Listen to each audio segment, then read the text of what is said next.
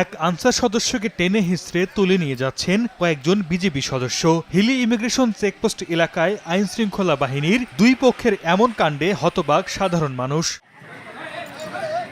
বুধবার দুপুর 2টার দিকে একজন ভারতীয় পাসপোর্ট যাত্রী কসমেটিক শাড়ি কাপড় সহ বিপুল পরিমাণ মালামাল নিয়ে বাংলাদেশে প্রবেশ করেন। এ সময় 0 পয়েন্ট গেটের সামনে মালামাল আটকে কাস্টম চেকিং অফিসে নিয়ে আসার সময় বিজিবি ও আনসার সদস্যদের মধ্যে কথা কাটাকাটি হয়। এক পর্যায়ে নায়েক সুবেদার একরামুলের নেতৃত্বে বেশ কয়েকজন বিজিবি সদস্য কাস্টমসের চেকিং রুমে প্রবেশ করে পরিতোষ চন্দ্র ও ফরিদ হোসেন নামে দুই আনসার সদস্যকে তুলে নিয়ে 0 পয়েন্ট গেটের গোল ঘরে আটকে রাখেন। খবর পেয়ে কাস্টমসের সহকারী কমিশনার ও 20 বিজিবি ব্যাটালিয়নের অধিনায়ক ঘটনাস্থলে আসেন। দুপক্ষের বৈঠকের মাধ্যমে 3 ঘন্টা পর ছেড়ে দেয়া হয় আনসার সদস্যদের।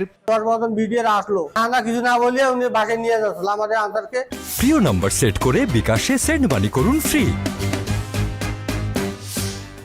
দুইজনকে ধরে নিয়ে গেছে, এখানে আনসার কলার ধরিয়ে নিয়ে গেছে, ওরা বুট দিয়ে মারছে। আইন শৃঙ্খলা বাহিনীর নিজেদের মধ্যে এমন ঘটনা দুঃখজনক উল্লেখ করে উপজেলা আনসার কমান্ডার বলেন, বিষয়টি ঊর্ধ্বতন কর্তৃপক্ষকে জানানো হয়েছে।